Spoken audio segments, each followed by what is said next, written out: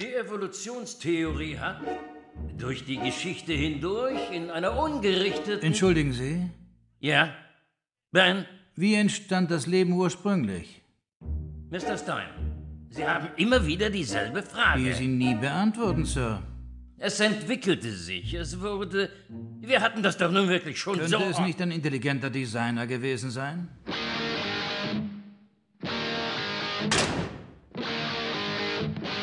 Weswegen bist du hier? Worin bestand das Verbrechen des Dr. Sternberg? Er wagte es, einen Beitrag von Dr. Stephen Meyer zu veröffentlichen, einem der führenden Köpfe der Intelligent Design Bewegung. Der Artikel löste einen wahren Sturm der Empörung aus, nur weil er nahegelegt hatte, dass intelligentes Design den Ursprung des Lebens erklären könnte. In der Folge verlor Dr. Sternberg sein Büro, seine politischen und religiösen Ansichten wurden überprüft und er wurde unter Druck gesetzt zu kündigen. Darwin in Frage zu stellen und am Ende des Beitrags Intelligent Design zu erwähnen, ging für viele entschieden zu weit. Dabei denke ich, dass die Intelligent Design Befürworter eine Reihe sehr brisanter Fragen aufgeworfen haben. Sie wollten, dass diese Fragen offen diskutiert werden? Ja, ganz offen. Ganz offen. Die Leute waren darüber so aufgebracht, dass sich ihre emotionale Reaktion körperlich wahrnehmbar äußerte. Wow. Alles, was sie vorbrachten, war, dass Stephen Meyer ein bekannter Christ, ein Intelligent Design Befürworter und ein Republikaner sei. Das alles war in religiösen, politischen und soziologischen Begriffen formuliert. Der Abteilungsleiter brachte es auf den Punkt, indem er mich als intellektuellen Terroristen abstempelte. Weil ich dem Thema Intelligent Design ein Minimum an Glaubwürdigkeit schenkte. Was mit Dr. Sternberg passierte, war zwar ungeheuerlich, aber bestimmt nur ein Einzelfall. Immer noch recht skeptisch traf ich mich mit Michael Shermer, dem Vorsitzenden der Skeptics Society. Ich kann also in Ihrem Fall nicht beweisen, dass es keinen Gott oder Jahwe gibt, genauso wenig wie ich die Existenz von Isis, Zeus, Apollo, Brahma, Ganesha, Mythos, Allah oder schließlich dem fliegenden Spaghetti-Monster widerlegen kann. Und bedenken Sie auch, warum sollten Aliens so aussehen? Das hier sind Zweibeiner? Skeptizismus ist keine Meinung, die man übernimmt, sondern eine Herangehensweise an Behauptungen. Das nennt man also das Randgebiet der Wissenschaft, wo Wissenschaft auf Unsinn trifft. Ist Intelligent Design Unsinn? Nun, es ist unbewiesen, insofern ist es Unsinn. Ich würde es also eher in die Grauzone zwischen guter, solider Wissenschaft und völligem Nonsens einordnen. Aber 3/4 mehr in Richtung der Nonsensseite. Aber es sollte trotzdem erlaubt sein, darüber zu sprechen und Arbeiten darüber zu veröffentlichen? Sie sollten publizieren dürfen, in öffentlichen Foren angehört werden und an Konferenzen teilnehmen. Was wäre, wenn eine Person etwas zugunsten von Intelligent Design publiziert, sagen wir am Smithsonian, und deshalb seinen Job verliert? Obwohl es peer-reviewed und publiziert war, verlor er seinen Job. Was sollte passieren? Wie denken Sie über diese Situation? Nun, ich denke, in dieser besonderen Situation ging noch etwas anderes vor sich. Was sollte das sein? Ich weiß es nicht, aber da muss noch etwas gewesen sein. Leute werden nicht wegen so etwas gefeuert. Man krempelt die Ärmel hoch und macht sich an die Arbeit, forscht, bekommt seine Forschungsgelder, man erhält seine Versuchswerte, man publiziert und rackert sich ab. Und so erreicht man, dass seine Theorien gelehrt werden. Moment mal, was ist, wenn man es immer wieder versucht, sich die Ärmel hochkrempelt, sich abrackert und Sie sagen trotzdem, wir werden dich feuern, wenn du Intelligent Design auch nur erwähnst? Ich denke nicht, dass das geschehen ist. Wo geschieht sowas? George Mason University. Throughout its 50-year history, our mission has remained clear: to prepare a diverse population of students to think and to grow in a climate of unbridled academic freedom. Nachdem Dr. Caroline Crocker Intelligent Design im Zellbiologieunterricht an der George Mason Universität auch nur erwähnt hatte, fand ihre bis dahin vielversprechende Karriere ein jähes Ende. Mein Supervisor bat mich in sein Büro und sagte, ich muss disziplinarische Maßnahmen einleiten, weil sie Kreationismus gelehrt haben. Ich erwiderte, dass ich Intelligent Design nur erwähnt, aber nicht Kreationismus gelehrt habe. Er meinte, ich müsse trotzdem diszipliniert werden und am Ende des Semesters verlor ich meine Arbeit. Die beliebte Professorin verlor nicht nur ihren Job an der George Mason Universität, plötzlich auf die schwarze Liste gesetzt, fand sie nirgendwo mehr eine Anstellung. Man kann in der Neurochirurgie nichts dazulernen, wenn man annimmt, dass die Gehirnteile, an denen wir arbeiten, zufällig entstanden sind. Nicht nur Biologen bekamen den Zorn der Darwinisten zu spüren. Als der Neurochirurg Michael Egner in einem Aufsatz für Highschool-Schüler schrieb, dass Ärzte nicht die Evolution studieren müssten, um gute Mediziner zu sein, traten sofort Darwinisten auf den Plan, um diese neue Bedrohung abzuwehren. Eine Menge Leute beschimpften mich auf ihren Blogs mit unflätigen Worten, die man nicht wiedergeben kann.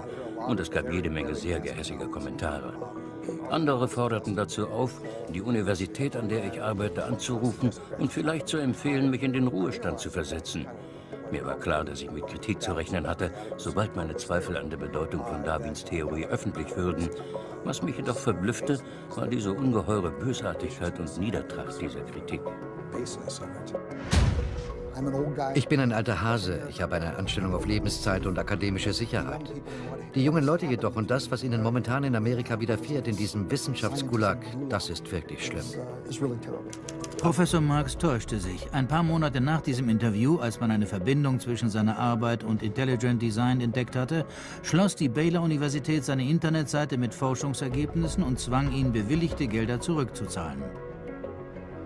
Um Fördergelder zu erhalten, muss man sich selbst vermarkten. Man richtet also Internetseiten ein und ruft Arbeitsgruppen an und dergleichen, um auf sich aufmerksam zu machen. In meiner gesamten akademischen Laufbahn bin ich nie zu irgendeinem Vorgesetzten gegangen und habe um eine Erlaubnis gebeten, eine Arbeitsgruppe ansprechen zu dürfen. Die Tatsache also, dass die Webseite herausgegriffen und sogar ganz abgeschaltet wurde, ist einfach unglaublich. Während meiner gesamten 30-jährigen akademischen Laufbahn wurde ich niemals zuvor so behandelt. Shut up, you freak! I say shut up! It's a man! Meiner Meinung nach ist der Kern der ganzen Sache ohne Zweifel meine Arbeit auf einem Gebiet, das manche Intelligent Design nennen würden. Dabei werden die Leute wirklich emotional. Wenn sie in einem Raum voller Akademiker das Wort Intelligent Design fallen lassen, dann bricht sofort ein heftiger Streit aus. Creationists. Der Astronom Guillermo González geriet unter Beschuss seitens der Iowa State University, nachdem er in seinem Buch argumentiert hatte, das Universum sei intelligent geplant. Ungeachtet seiner astronomischen Forschungen, die zur Entdeckung verschiedener Planeten führte, wurde sein Antrag auf die volle Einstellung als Professor abgelehnt und damit seine Karriere gefährdet. Als ich bemerkte, dass die Strategie von Hector Avalos und seinen Kollegen die Atmosphäre auf dem Campus gegen mich vergiftete, machte ich mir Sorgen um meine erwartete Einstellung als Professor. Zu dem Zeitpunkt, 2005, hatte ich die Zusage noch nicht und war deshalb sehr angreifbar. Ich bin sicher, dass ich jetzt die Stelle hätte, wenn ich keinerlei Arbeit an Intelligent Design durchgeführt hätte. Dr. González hat folgenden Rat für Wissenschaftler, die in Betracht ziehen, seinem Beispiel zu folgen. Wenn Ihnen Ihre Karriere etwas bedeutet, sollten Sie Ihre Ansichten zu Intelligent Design für sich behalten. Es war Zeit, die etablierte Wissenschaft zu fragen, was denn so schlimm an Intelligent Design sei. Intelligent Design-Leute sind keine echten Wissenschaftler. Intelligent Design ist ein Schwindel. Es ist einfach Propaganda. Das einzig Intelligente daran ist, dass die Leute es so nennen. Es ist wirklich sehr dumm. Jeder weiß, dass der wissenschaftliche Unterricht in den Vereinigten Staaten miserabel ist. Was wir jetzt wirklich nicht brauchen, ist Intelligent Design in den Klassenräumen. But what I don't understand is how these animals could have been on Earth millions of years before man, and the Bible says the whole Earth was created in only 6 days. Was steht hier für Sie persönlich auf dem Spiel? Zunächst einmal liebe ich Wissenschaft. Und ich denke, die Art, wie Darwinisten die Beweise korrumpieren, die Fakten verbiegen, schädigt die Wissenschaft. Die anderen Wissenschaftler würden jetzt sagen, Sie sollten den Mund halten, wenn Sie die Wissenschaft lieben, oder? Denn Sie sind jemand, der Bomben in die Wissenschaft wirft. Ich werfe alles über den Haufen. Sie verdient es nicht anders, als in diesem Fall über den Haufen geworfen zu werden. Wieso? Weil die Beweise verdreht werden, um eine Theorie zu stützen, die nicht zu den biologischen Evidenzen passt.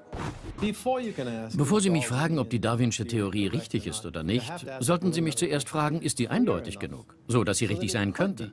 Das ist eine ganz andere Frage. Einer meiner Hauptkritikpunkte an Darwins Theorie ist, dass das Ganze so ein großes Durcheinander ist. Das ist, als ob man in einen Raum voller Rauch blickt. Nichts an dieser Theorie ist genau, eindeutig, sorgfältig definiert oder abgegrenzt. Es mangelt ihr an all der Stringenz, die man in der mathematischen Physik erwartet, während es der mathematischen Physik ihrerseits an der Stringenz mangelt, die man von der Mathematik erwartet.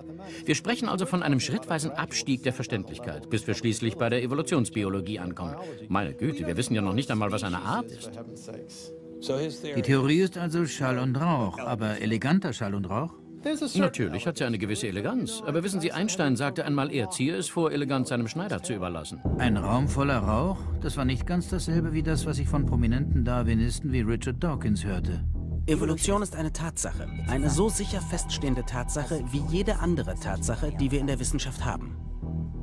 Richard Dawkins ist so überzeugt davon, dass Evolution eine Tatsache ist und Gott deshalb nicht existiert, dass er sein ganzes Leben dem Verkünden der guten Botschaft der Evolution gewidmet hat.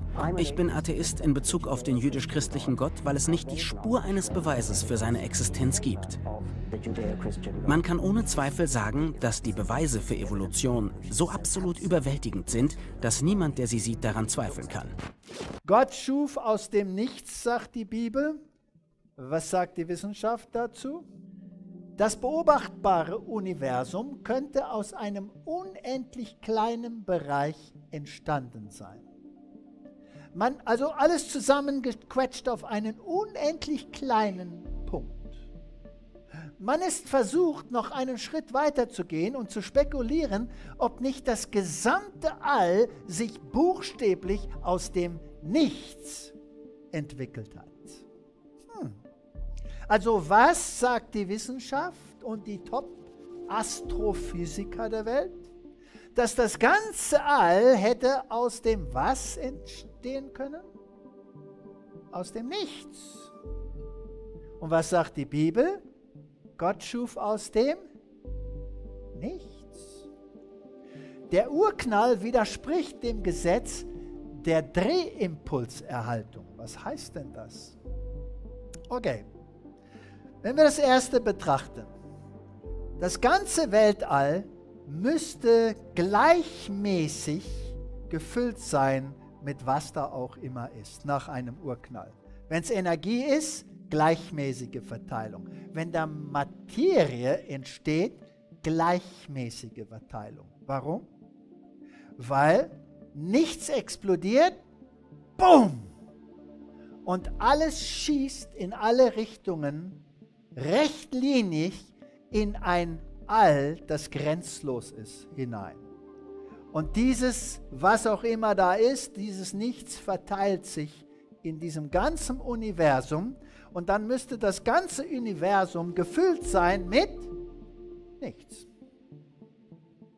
Aber, kommen wir sein mal sehr wissenschaftlich und sagen, gut, wenn dieser Urknall aus dem Nichts unendlich Energie produziert, und wir nehmen dann die Relativitätstheorie damit hinzu, dann kann Materie und Energie sich austauschen und dann kann man endgültig auch Materie bekommen. Natürlich immer nur gleichmäßig die Materie und die Antimaterie und die müssten sich ausschließen, dass da endlich wieder nichts ist.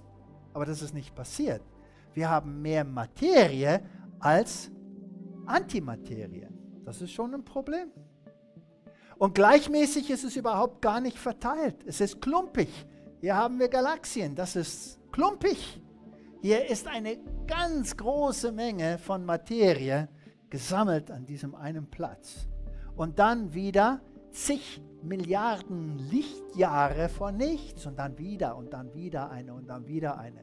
Dieses Klumpige widerspricht diesem kosmologischen Prinzip, dass alles sich gleichmäßig verteilen muss. So, das ist ein Problem mit dieser Theorie. Jetzt ist da noch ein Problem. Wenn wir uns diese Galaxie ansehen, was passiert hier? Alles dreht sich im was? Im Kreis. Okay. Hier ist noch eine Galaxie, NGC 4414. Alles dreht sich im Kreis. Wenn wir auf eine Sonne hinzugehen, die dreht sich auch im Kreis.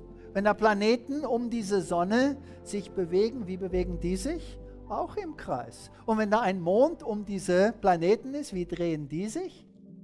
Auch im Kreis. Alles dreht sich im Kreis. Hier haben wir den Orionnebel. Hier haben wir den Katzenauennebel, NGC 6543. Alles dreht sich. Es sieht fantastisch aus in diesem All. Und man bekommt einen Begriff der Größe und dem Umfang und der Schönheit. Das ist unvorstellbar. Schmetterlingnebel. Wieder einmal dieses kosmologische Prinzip sagt, alles muss gleichmäßig verteilt sein. Nichts ist gleichmäßig verteilt. Die Kugelsternhaufen zeigen uns, alles ist gehäuft an bestimmten Stellen. Der Gedanke kam dann, vielleicht sieht es nur so aus von dieser Erde, als ob es klumpig ist, weil wir schauen gerade so durch einen klumpigen Teil. Aber eigentlich ist es gleichmäßig verteilt. Aber heute haben wir Hubble-Teleskope, wir sehen angeblich fast bis zur Grenze und nichts ist gleichmäßig verteilt. Also die Urknalltheorie hat wesentliche Probleme. Alles im Universum dreht sich, das haben wir ja besprochen. Planeten, Sterne, Galaxien etc. Um einen Planeten in eine Drehbewegung zu versetzen, wäre aufgrund der Massenträgheit eine gigantische Energiemenge nötig. Also um einem Planeten nur Drehmoment zu geben, das ist nicht so einfach. Vertreter der Urknalltheorie glauben, die Masse, die beim Urknall explodierte, haben sich bereits in Drehung befunden und deswegen drehte sich auch nach dem Knall alles weiter. So, das ist die einzige Erklärung. Alles dreht sich. Jetzt, wenn der Urknall einfach nur eine Explosion wäre, dann hätte sich alles von diesem Punkt ausgebreitet, rechtlinig in alle Richtungen. Das ist aber kein Drehmoment. Das ist eine Linie in das All hinein. Um sich zu drehen, dazu braucht man was ganz Besonderes. Und wenn alles sich dreht, dann kommt der Gedanke, gut, die einzigste Erklärung ist, wenn dieses Nichts, vor dem es explodierte, sich drehte. Also ein Drehmoment hatte. Und dann, als es explodierte, dann würde automatisch alles sich drehen. Und dann ist das Problem gelöst. Ist das verständlich? Komm, wir machen es ganz einfach. Wie nennt man dieses Gerät, wo die Kinder in dem Spielpark so rum und rum geht? Karussell. Gut. Stellt euch vor, Kinder auf einem Karussell. Und das geht rum und rum und rum und rum und rum und rum und rum. Wenn das jetzt schneller und schneller und schneller und schneller und schneller und schneller und schneller sich dreht, endgültig hängen die Kinder nur noch an einem Arm. Und wenn es dann sich noch schneller und schneller und schneller dreht, fliegen die Kinder endgültig von dem Karussell weg. Puh, da fliegen sie. Jetzt das Gesetz sagt, wenn dieses Karussell sich dreht, sagen wir mal in Uhrrichtung, dann wird das Kind, das runterfliegt, sich in welche Richtung drehen? In Uhrrichtung. Das ist das Gesetz des Behalt des Drehmomentums. Alles muss sich also so drehen. Die Antwort, alles dreht sich da im All. Darum, das Urobjekt hat sich auch gedreht. Aber jetzt kommt das Problem. Sie haben sich also beim Urknall, als er explodierte, bereits in Drehung befunden und deswegen drehte sich auch nach dem Knall alles weiter. Es gibt aber Galaxien, Planeten, so wie Venus und Uranus und Pluto und viele Monde, die sich entgegengesetzt, retrograd drehen. Manche Monde umlaufen auch ihren Planeten retrograd, Jupiter, Saturn, Uranus, Neptun, haben alle Monde, die sich drehen, einige in eine Richtung und andere in andere Richtung. Jetzt haben wir ein Problem. Hier ist eine ganze Galaxie, NGC 4622, die sich anders dreht als die anderen Planeten. Jetzt ist das Gesetz des Behalt des Drehmoments verletzt. Es kann sich nicht gleichzeitig in zwei Richtungen gedreht haben. Und damit kommen wir zu dem Punkt, dass der Urknall einfach nicht alles erklären kann. Was sagt Darwin oder der Darwinismus dazu, wie das Leben begann? Nun, das wusste er nicht. Und tatsächlich weiß das niemand. Streng definiert beginnt Darwinismus also erst nach dem Ursprung des Lebens und beschäftigt sich nur mit Lebewesen. Aber wie kann es eine Theorie über das Leben geben, ohne eine Theorie darüber, wie das Leben begann? Eine große, allumfassende Evolutionsgeschichte schließt natürlich auch den Ursprung des Lebens ein. Aber Darwins Theorie beginnt erst nach der Entstehung der ersten Zelle. Wie kommen wir von der anorganischen Welt zur Welt der Zelle? Eine populäre Theorie besagt, dass es auf dem Rücken von Kristallen begonnen haben könnte. Moleküle saßen Huckepack auf dem Rücken von sich formenden Kristallen und nahmen immer komplexere Formen an. Und das Schöne an Kristallen ist natürlich, dass man hin und wieder Fehler hat, Mutationen. Und das ermöglicht natürliche Auslese. Aber in einem Stadium gab es nichts Lebendes. Und dann gab es doch ein Lebewesen. Wie passierte das? Das sagte ich doch gerade. Ich sehe keinen Grund, warum aus etwas sehr Einfachem nicht etwas immer Komplexeres und etwas noch Komplexeres werden sollte. Ich auch nicht. Aber wie soll aus Matsch eine lebende Zelle werden? Das war meine Frage. Ja, aber das sagte ich doch bereits. Ich versuche es noch einmal. Sie sagten, es war auf dem Rücken eines Kristalls. Auf dem Rücken von Kristallen. Das ist zumindest eine Hypothese, ja. Das ist also Ihre Theorie. Ist sie wahrscheinlicher als intelligentes Design? Ja, das denke ich. Ich würde mein Geld nicht auf Dr. Rooses fragwürdige Kristalle setzen. Aber welche Möglichkeiten gab es, dass das Leben von selbst entstand? Man vermutete, dass mindestens 250 Proteine vorhanden sein müssen, um minimale Lebensfunktionen zu ermöglichen. Wenn das tatsächlich stimmt, dann ist es meiner Meinung nach undenkbar, dass das Leben auf einfache Weise Schritt für Schritt entstehen konnte. Die einfachste Form des Lebens benötigt also mindestens 250 Proteine, um zu funktionieren. Was ist daran so schwierig? Welcome to the Casino of Life. Who wants to spin for a chance to win? Oh, sure. I'll give it a shot. What do I win? Take a look at this. Huh?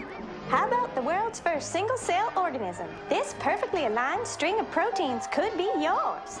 Now, take a spin.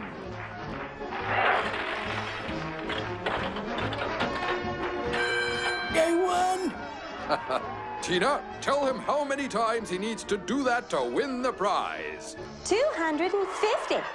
That's right, folks, and all in the correct order. But that's impossible. We've heard that before, haven't we, Richard? Come on, Mother Nature, do your thing. You stupid machine! I hate you!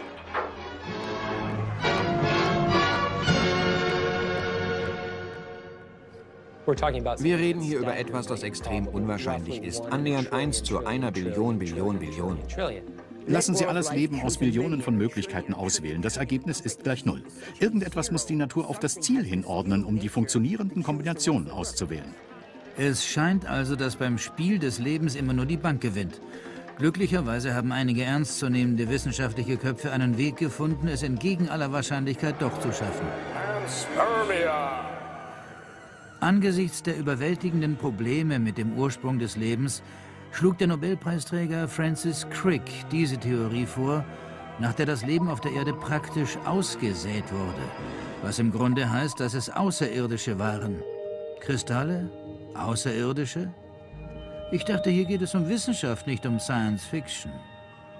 Wir wissen nicht, was die Entstehung des Lebens verursacht hat. Geschah das durch einen völlig ungerichteten Prozess oder entstand es durch eine Art intelligente Lenkung oder Design? Die Regeln der Wissenschaft werden hier tatsächlich so angewendet, um eine der beiden möglichen Antworten auf diese wirklich grundlegende Frage von vornherein auszuschließen. Die Regeln der Wissenschaft sagen also, wir werden jede Möglichkeit in Erwägung ziehen, außer der, dass es beabsichtigt war. Ob das Leben auf Kristallen oder im Reagenzglas begann, einig ist man sich darüber, dass es mit einer einzelnen Zelle losging. Aber was ist eine Zelle? Darwin schrieb Die Entstehung der Arten 1859. Er stellte sich eine Zelle als etwas ziemlich Simples vor, oder? Ja, das tat jeder. Wenn er sich die Zelle als ein Auto vorgestellt hätte, wie komplex ist die Zelle vergleichsweise? Eine Galaxie. Wenn Darwin angenommen hätte, die Zelle wäre eine Lehmhütte, was wissen wir heute über die Zelle? Sie ist komplizierter als eine Saturn V. Also, was ist eine Zelle, soweit wir das heute wissen? Eine Welt, die sich Darwin nie hätte vorstellen können. Wer konnte mir eine ungefähre Vorstellung von dieser Welt geben? Wir gingen zu dem Molekularbiologen Doug X. Stellen Sie sich eine Zelle als Nanofabrik vor. Eine Fabrik, in der im winzigen Maßstab digitale Instruktionen dazu dienen, die Bestandteile der Fabrik zu produzieren. Hier haben wir die berühmte Doppelhelix der DNA. Man sieht die zwei spiralförmigen Stränge, die ineinandergreifen und sich gegenseitig umwinden. Und dieses Molekül ist das Material, in dem all unsere genetische Information gespeichert ist.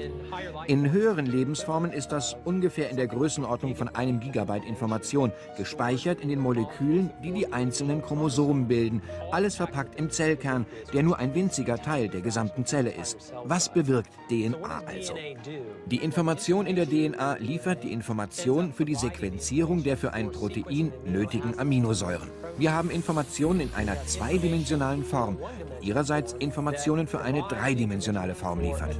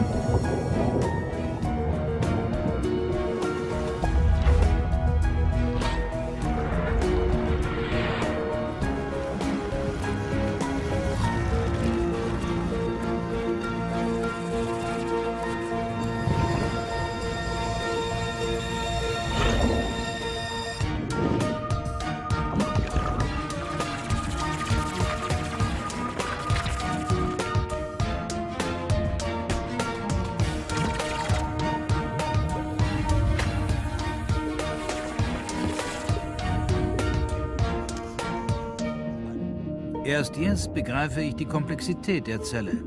Gibt es Systeme innerhalb der Zelle, die weit über darwinsche Evolution hinausgehen? Steuert eine spezielle zellulare Technologie die Adaption, Replikation, Qualitätskontrolle und Reparatur? Was ist, wenn diese neu entdeckten Mechanismen überdeutlich Design beinhalten? Die Zelle ist mit nichts zu vergleichen, was wir bisher in der physikalischen Welt gesehen haben, und das buchstäblich. Wir können nicht einfach sagen, gut, das ist ein bisschen mehr von dem, was wir bisher kannten. Es ist eben nicht mehr das Altbekannte. Wir erkennen, dass die Information in der Zelle nicht mehr mit Begriffen der ungezielten materiellen Ursachen erklärt werden kann. Es muss also eine andere, eine Informationsquelle geben. Eine der entscheidenden Fragen, denen sich die moderne Biologie gegenüber sieht, ist also, woher kommt die Information? Darwin nahm an, dass der Zuwachs an Information durch natürliche Auslese erzeugt wird. Natürliche Auslese reduziert jedoch genetische Information. Und das wissen wir durch all unsere Studien über genetische Manipulation. Und woher sollte diese neue genetische Information kommen? Das ist die entscheidende Frage. Wenn wir also Informationen im DNA-Molekül finden, dann ist die wahrscheinlichste Erklärung dafür eine intelligente Quelle. Ich meine, man muss wie ein Ingenieur denken, um diese Systeme zu verstehen. Nur wegen unserer Fortschritte in der Nanotechnologie können wir damit beginnen, diese Systeme richtig einzuschätzen.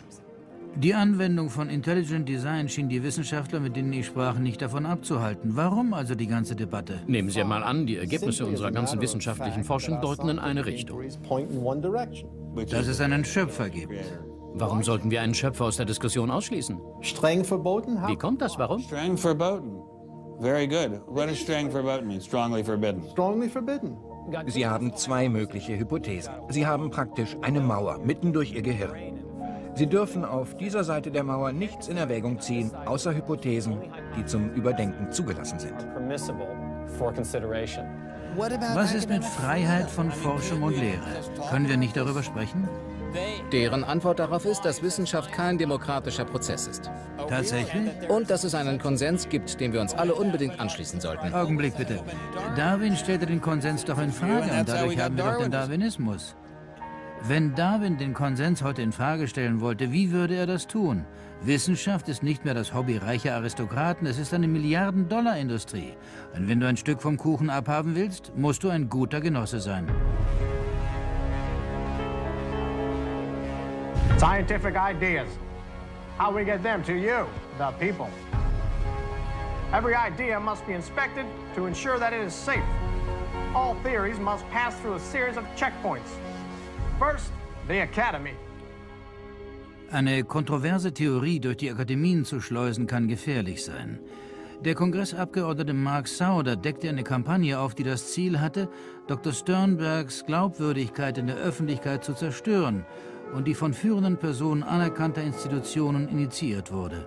Wenn Sie Peer-Reviews wollen, wenn Sie publiziert werden wollen, wenn Sie an die anerkannten Institutionen wollen, dann toleriert das Establishment keine abweichende Meinung. So ist das eben.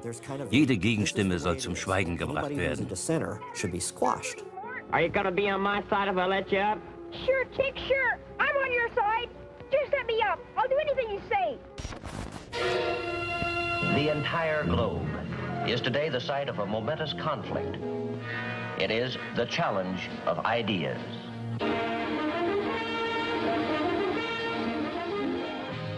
I am Edward R. Murrow.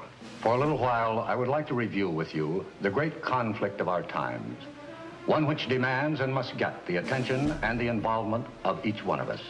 This conflict over Der Streit über die Prinzipien der Evolution ist zu einem Religionskrieg geworden, in dem es längst nicht mehr um wissenschaftliche Forschung geht. It is total competition with an antagonist who is putting into it everything within his capability. Das Ganze hat einen Punkt erreicht, an dem viele Befürworter der Evolution von der Verteidigung Darwins zum Angriff auf die Religion übergegangen sind, in dem Glauben, Intelligent Design damit an der Quelle auszurotten. Richard Dawkins ist dafür das beste Beispiel. Sein neuestes Buch, Der Gotteswahn, wurde weltweit über 1 Million Mal verkauft. Der Gotteswahn ist mein lang erwarteter, lang vorbereiteter Frontalangriff auf die Religion. Für mich versuchen sowohl die Wissenschaft wie auch die Religion, Leben zu erklären. Nur gibt die Religion die falsche Antwort. Es war ein katastrophaler Fehler, dass sich jemand wie Dawkins dazu berufen fühlt, über so tiefgründige Dinge wie Theologie, die Existenz Gottes oder die Natur des Lebens zu äußern. Er hat auf keinem relevanten Gebiet der Forschung gründliche Studien unternommen. Er ist ein lausiger Philosoph. Er hat nicht mal ansatzweise die Fähigkeit, seine eigenen Argumente akribisch zu durchdenken. Als ich die Evolution entdeckte, den Darwinismus und damit diese großartige, atemberaubend elegante Erklärung, verstand ich sie zuerst nicht völlig. Aber als ich sie endlich verstand, hat sie den letzten Rest meines religiösen Glaubens weggefegt. Nach diesen Geschichten wunderte es mich nicht mehr, dass die meisten Evolutionsbiologen die Ansichten von Professor Dawkins teilen. Und wenn man der Religion die Moral nimmt, was bleibt übrig? Ein Haufen Märchen. Für mich ist Gott so unwahrscheinlich wie Feen, Engel, Kobolde und so weiter. Religion, ich meine, das ist doch im Grunde Fantasie. Sie ist völlig leer an Erklärungen. Und obendrein ist sie auch bösartig. Die Hälfte aller Leute in diesem Land denkt, wir müssen Drogengesetze durchsetzen, um das Land sicherer zu machen. Für die andere Hälfte sind es Schusswaffen. Ich denke jedoch, wenn man eine Sache reglementieren will, die das größte Potenzial hat, Tod und Zerstörung herbeizuführen, dann ist das Religion. Man muss mit der Religion anfangen. Religion ist eine Vorstellung, die vielen Menschen Trost gibt. Und das wollen wir ihnen nicht wegnehmen. Das ist wie Stricken. Menschen stricken gern. Und wir werden ihnen nicht ihre Stricknadeln wegnehmen oder ihre Kirchen. Wir müssen jedoch erreichen, dass Religion so behandelt wird, wie sie behandelt werden sollte. Das ist ein Freizeitspaß, bei dem die Leute am Wochenende gesellig beisammen sind, der aber wirklich nicht ihr Leben in dem Ausmaß beeinflussen sollte, wie das bisher der Fall ist. Wie würde die Welt also aussehen, wenn sich Dr. Myers Wunsch erfüllen würde? Bessere wissenschaftliche Bildung führt zu einem Zerfall der Religion. Und dann erhalten wir einen netten Rückkopplungseffekt, bei dem Religion langsam verschwindet und schrittweise durch Wissenschaft ersetzt wird. Also immer weniger Religion und immer mehr Wissenschaft. Und irgendwann einmal hat die Religion den ihr angemessenen Status als Beilage, nicht mehr als Hauptgang. Aber wird das Ausrotten der Religion wirklich zu einem modernen Utopia führen? Stellen wir uns das einmal vor und orientieren wir uns dabei an der Geschichte.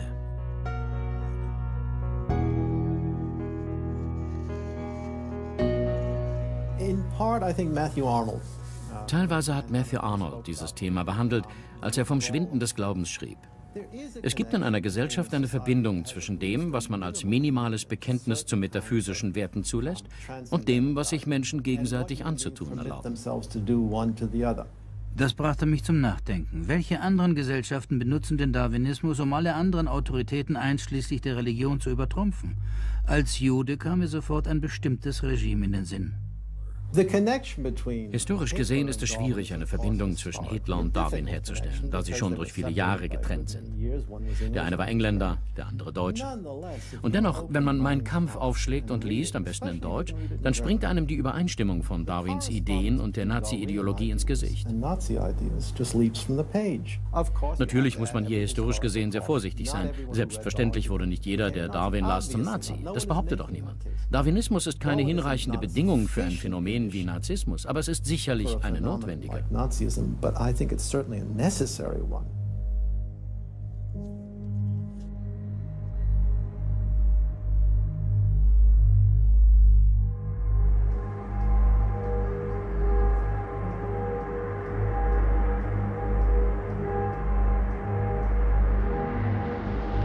American officers arrive at a Nazi institution seized by First Army troops. Under the guise of an insane asylum, this has been the headquarters for the systematic murder.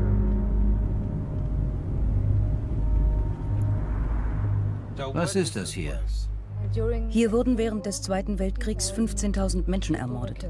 Warum wurden sie ermordet? Sie wurden ermordet, weil sie Menschen mit Behinderungen waren. Aber warum hat man sie getötet? Diese Menschen waren nicht in der Lage zu arbeiten oder für sich selbst zu sorgen. Man betrachtete sie als nutzlose Esser. Nutzlose Esser? Und als unwertes Leben. Diese Ansicht entstand in den 20er Jahren. Lange vor dem Nationalsozialismus dachten Biologen und Anthropologen, dass die Menschheit oder die Regierung in das Bevölkerungswachstum eingreifen sollte. Ich verstehe. Und sie hatten eine Utopie. Utopia. Utopia. Eine Gesellschaft ohne Krankheiten und Behinderungen.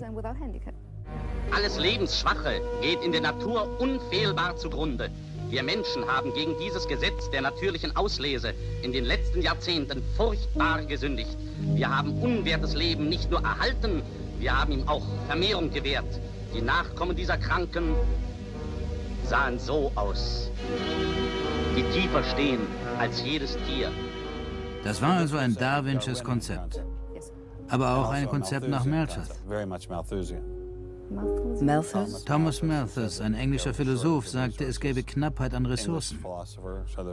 Ja, aber die Nazis stützten sich auf Darwin.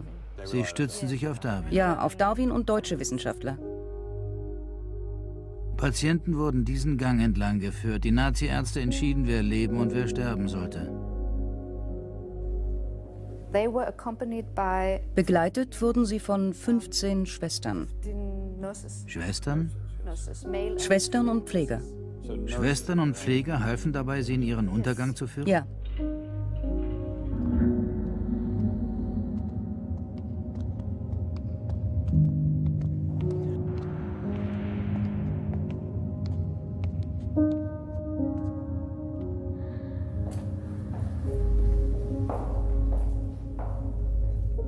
Den Gefangenen wurde gesagt, sie würden duschen? Ja, sie würden duschen und hier waren 1 oder 2 Duschen. Wie viele Menschen wurden hier hereingebracht? 60 oder 70.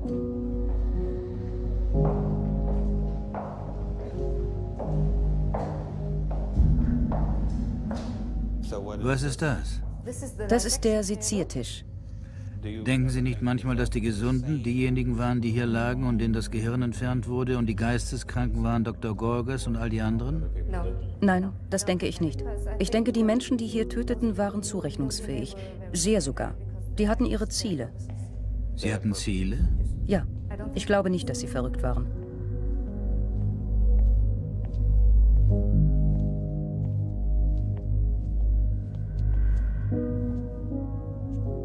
Sie hatten 2 Krematoriumsöfen und sie töteten ungefähr 70 Menschen. Pro Tag? Pro Tag. Sie hatten also... Das ist kaum genug Zeit. Man muss Sie töteten nur von Montag bis Freitag. Weil die Mörder das Wochenende frei haben wollten. Wenn Sie Dr. Gorgas heute treffen würden, was würden Sie ihm sagen?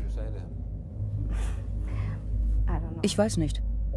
Ich glaube nicht, dass es meine Aufgabe wäre, ihm etwas zu sagen. Es ist schwer zu beschreiben, wie es sich anfühlt, durch diesen gespenstischen Ort zu gehen. Zu wissen, dass diese kalten Steine und die gefliesten Wände das Letzte waren, was die Opfer von Hadamar sahen.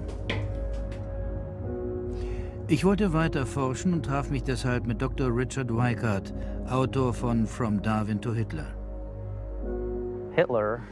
Hitler und viele Ärzte, die dieses Programm durchführten, waren fanatische Darwinisten und wollten vor allem den Darwinismus auf die Gesellschaft anwenden. Was wir uns unter der deutschen Jugend der Zukunft wünschen, ist etwas anderes, als was die Vergangenheit sich gewünscht hat. Wir müssen einen neuen Menschen, auf das unser Volk nicht an den typischen Degenerationserscheinungen dieser neuen Zeit zugrunde geht. Wenn eine Elite, die alle Forschungsgelder der Wissenschaft kontrolliert, sagt, dass es so etwas wie eine objektive Moral nicht gäbe und dass Wissenschaft und Religion voneinander getrennt sind, übrigens ist das der offizielle Grundsatz der National Academy of Science, dann verbietet das viele Debatten von vornherein, oder? Und was passiert, wenn sich das nicht ändert? Das erleben wir doch gerade. Ich brauchte Zeit, um nachzudenken.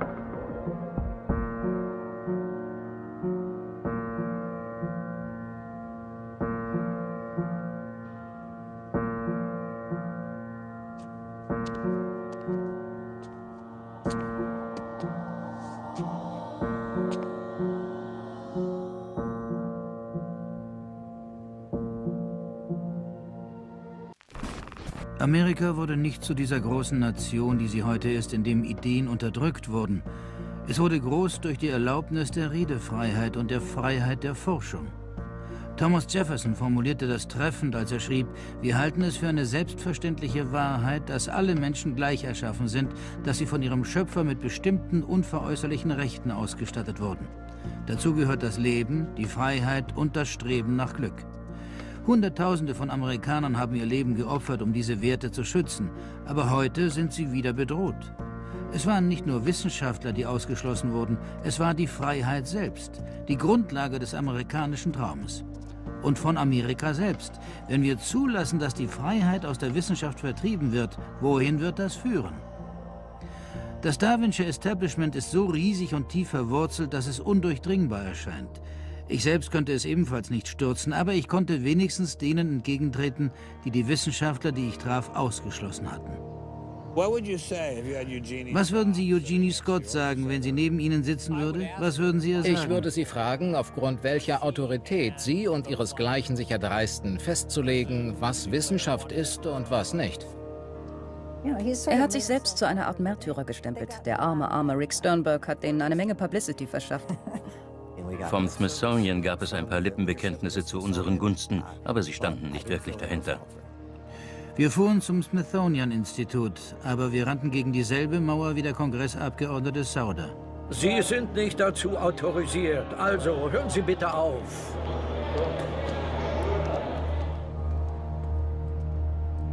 Er sagte, ich müsse trotzdem diszipliniert werden und ich verlor meinen Job. Im Interview mit dem Pressesprecher der George Mason Universität hörten wir nur die üblichen Floskeln. Ihr Vertrag wurde nicht verlängert. Es war ganz einfach eine Nichtverlängerung Ihres Vertrages, den sie erfüllt hatte. Das hatte nichts mit dieser Kontroverse um Intelligent Design zu tun.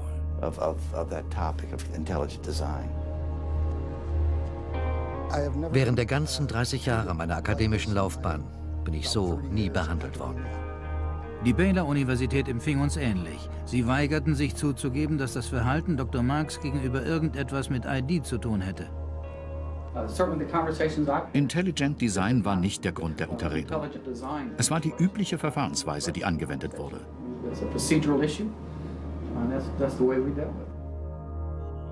Seltsam, in seiner E-Mail an Dr. Marks schrieb der Dekan Kelly etwas anders.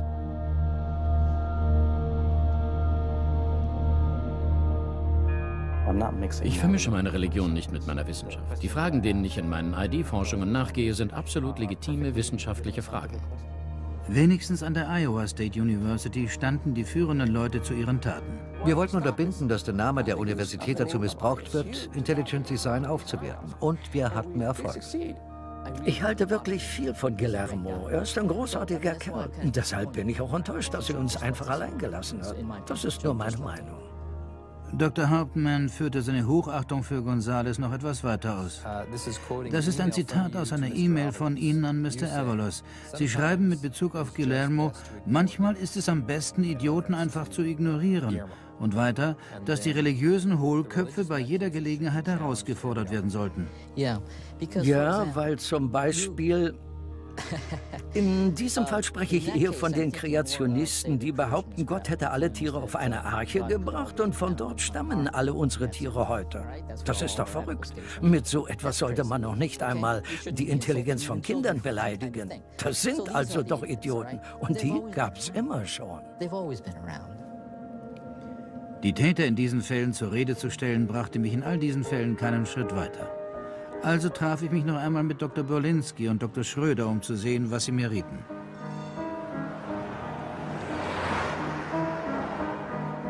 Es gibt eine Grenze zu dem, was die Wissenschaft heute akzeptieren kann. Ich denke, der Fall dieser Mauer ist eine sehr gute Parallele. Fragen Sie irgendeinen Ostberliner, was es bedeutete, als diese Mauer fiel. Wenn es möglich wäre, eine Öffnung in die wissenschaftliche Mauer zu brechen, dann könnte man die grundlegenden Fragen, die da sind, offen stellen und sie auch im wissenschaftlichen Unterricht zulassen.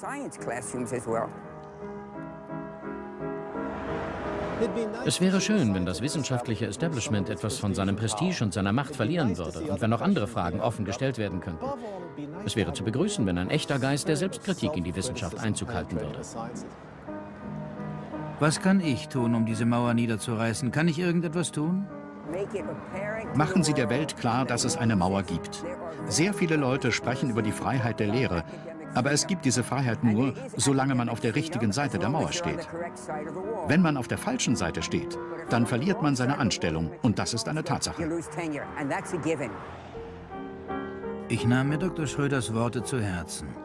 Offensichtlich konnte ich diese Mauer nicht allein einreißen, aber ich konnte einem ihrer modernen Architekten entgegentreten.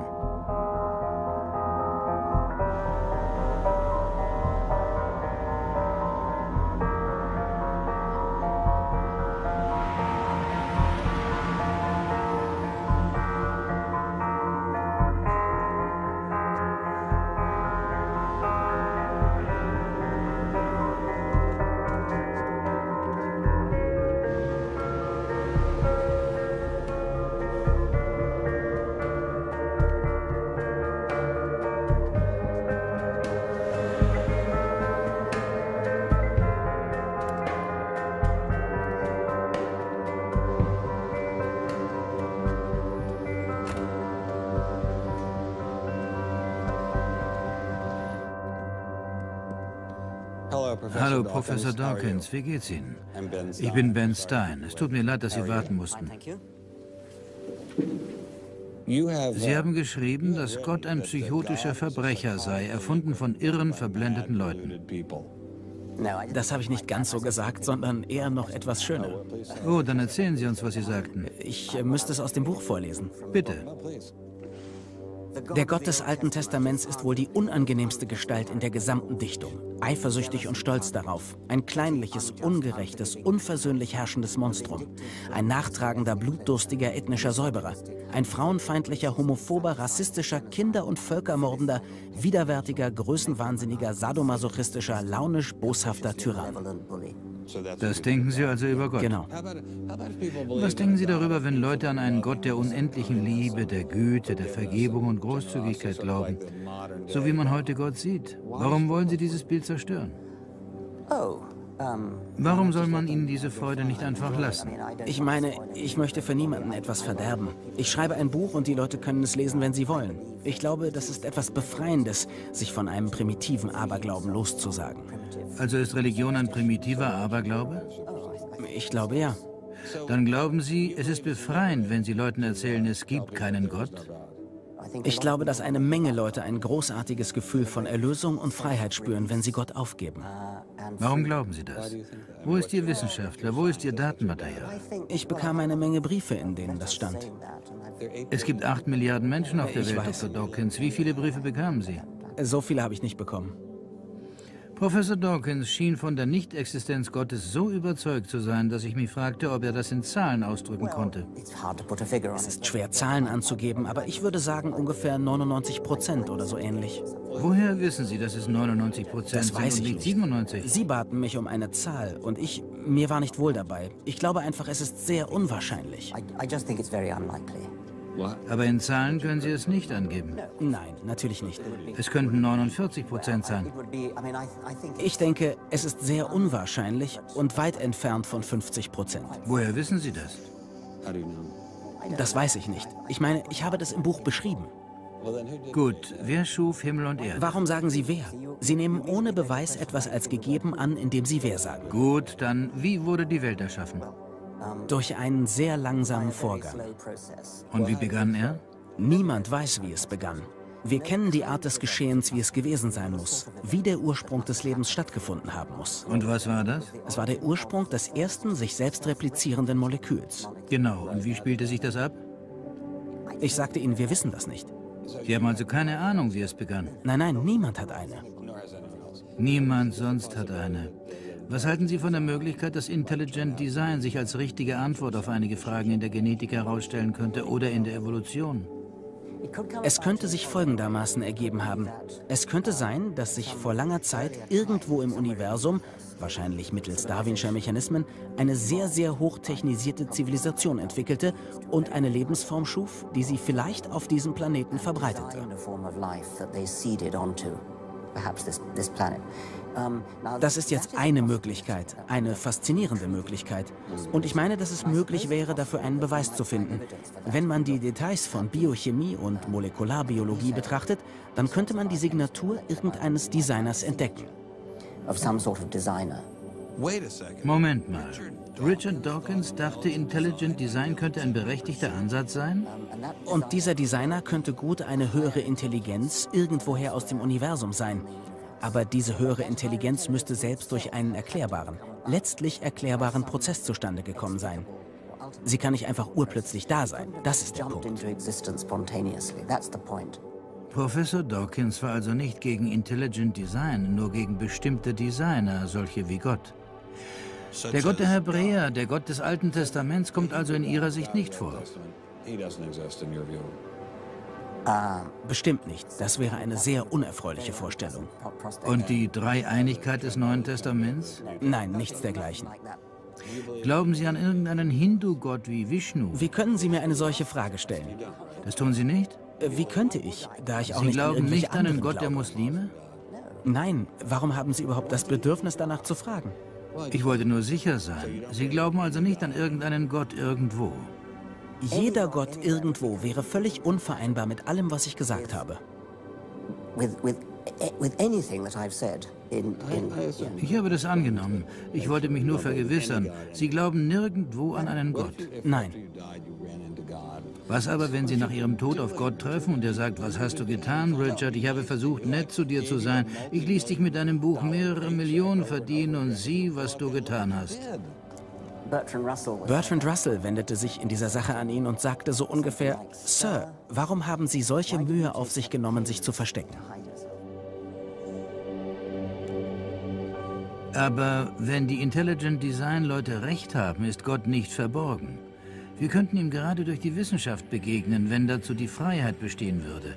Was könnte faszinierender sein als das?